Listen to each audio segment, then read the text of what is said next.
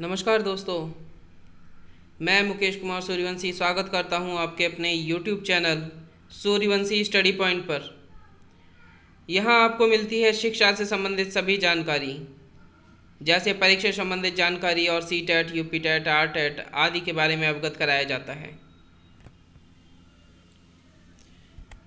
तथा आपसे अनुरोध है, हमारे YouTube चैनल को सब्सक्राइब करें तथा बेल आइकन पर प्रेस करना ना भूलें, जिसके द्वारा आपको हमारी वीडियो की नोटिफिकेशन मिल जाए।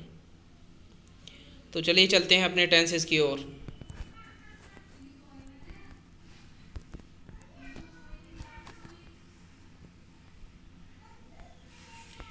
आज का टेंस है फ्यूचर टेंस।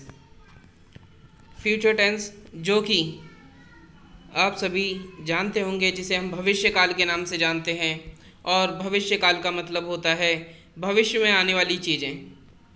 ज़रूरी नहीं है जो हम भविष्य के लिए सोच रहे हैं वह हो जाए। तो इसके अंदर हम कह सकते हैं कि यह कल्पना शक्ति से जुड़ा हुआ है। इसमें हमारी कल्पना काम करती है। किसी भी चीज़ के बारे में हम सोच रहे हैं तो हम कल्पना कर रहे हैं। इन्हीं सब चीज़ों पर आधारित है फ्यूचर टेंस। आइडेंटिफिकेशन, पहचान जिन वाक्यों के अंत में गा, गी, गे आदि शब्द आ जाते हैं उन्हें फ्यूचर इंडेफिनिट टेंस कहते हैं। फ्यूचर इंडेफिनिट टेंस में पढ़कर पता चलता है कि कार्य भविष्य में होगा, तथा इस टेंस से पता चलता है कि हम कल्पना करके भविष्य के बारे में सोचते हैं।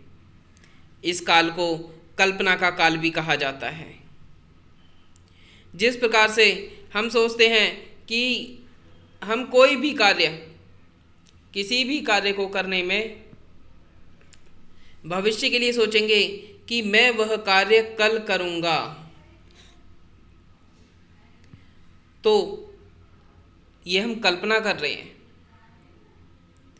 या अगर कोई व्यक्ति कहीं बाहर जा रहा है तो हम उससे पूछते हैं कि यदि तुम बाजार जाओ तो मेरे लिए एक पेन लेकर आना। तो हम कल्पना कर रहे हैं कि वह व्यक्ति बाहर जा रहा है, बाजार जा रहा है। हो सकता है वह बाजार जाए तो मेरे लिए एक पेन ले आए। तो यही सब कुछ भविष्य काल में होता है, फ्यूचर इंडेफिनिट टेंस में होता है, फ्यूचर टेंस में होता है। तो आज का टेंस है future tense, future indefinite tense. उदाहरण, कल मैं गांव जाऊंगा।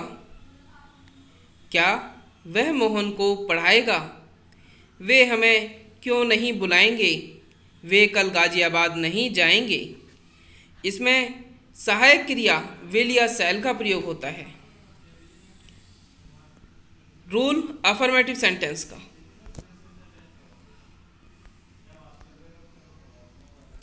सब्जेक्ट प्लस विल या शैल प्लस वर्ब की first form plus object plus other word. जैसा कि मैं आपको पहली वीडियो में भी बता चुका हूं, जहां पर भी इंडेफिनिट टेंस आ जाए उसके अंदर वर्ब की हमेशा फर्स्ट फॉर्म ही लगेगी। विल का प्रयोग ही, सी, इट, नेम, यू, दे तथा सभी सिंगुलर व प्लूरल पर्सन के साथ होता है। तथा शैल का प्रयोग केवल आई और वी दोनों के साथ होता है। चलिए देखते हैं कुछ उदाहरणों को, जो कि इस प्रकार हैं। एग्जाम्पल, मैं अब घर जाऊंगा। Now I shall go to home. माताजी खाना पकाएंगी। The mother will cook the food. Today the guest will come to our home. आज हमारे घर पर मेहमान आएंगे। Today we shall play the cricket. आज हम क्रिकेट खेलेंगे।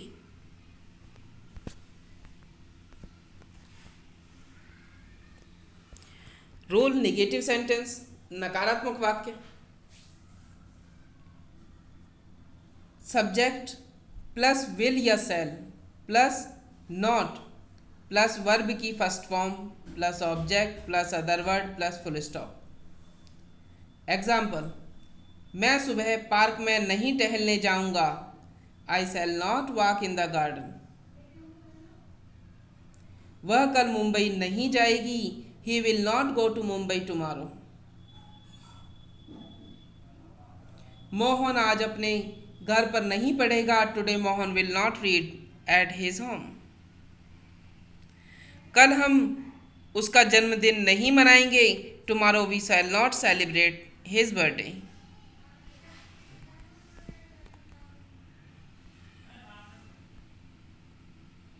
इंटरोगेटिव सेंटेंस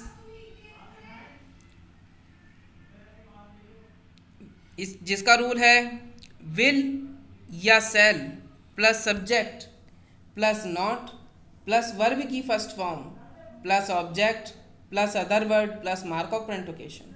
जैसा कि मैं पहले वीडियो में भी बता चुका हूँ कि जहाँ मार्क ऑफ प्रेंटोकेशन का प्रयोग नहीं होता है और उसमें प्रश्नवाचक शब्द दिया हो तो वह सेंटेंस अगर हमने प्रश्नवाचक चिन्ह का प्रयोग नहीं किया है तो वह गलत हो जाएगा।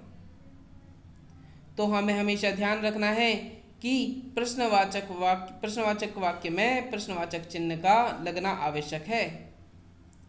क्या मैं यह बैग कभी नहीं उठाऊंगा।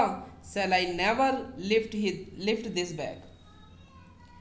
जहाँ पर कभी नहीं आ जाए दोस्तों वहाँ पर नेवर का प्रयोग होता है और नॉट का प्रयोग नहीं होता है। इस चीज़ का हमेशा ध्यान रखिए। क्या तुम यह किताब कभी नहीं पढ़ोगे। You will never read this book. क्या तुम कुछ देर बाद बाजार जाओगे। Will you go to market after some time.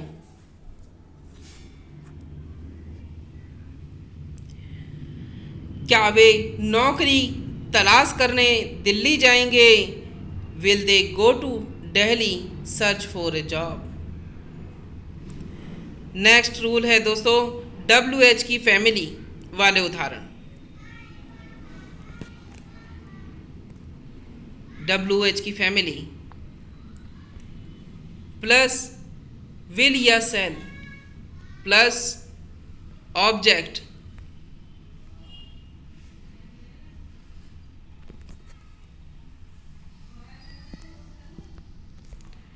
Plus not plus verb की first form plus object plus other word plus mark of punctuation. WH की फैमिली के बारे में मैं आपको प्रेजेंट इंडेफिनिट टेंस में बता चुका हूँ, तो कृपया कर उस वीडियो को ज़रूर देखें। अब तुम वहाँ जाकर क्या करोगे। Now what will you do go there. दोस्तों इसमें एक गलती हो गई है, करोगे पर मात्रा नहीं लग पाई।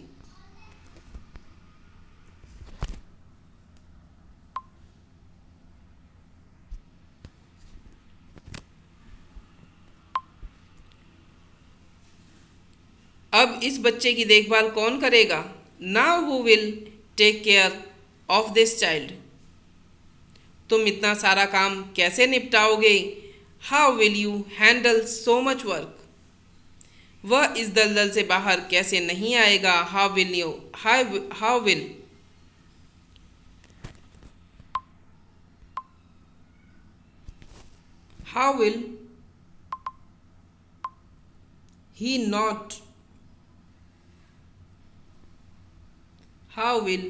he not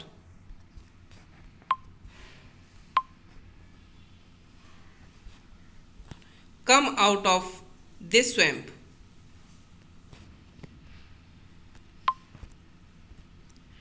दोस्तों हम जो सेंटेंसेस कराते हैं आपको वो रोज़मर्रा की ज़िंदगी में इंग्लिश स्पीकिंग सीखने में भी सहायक होते हैं।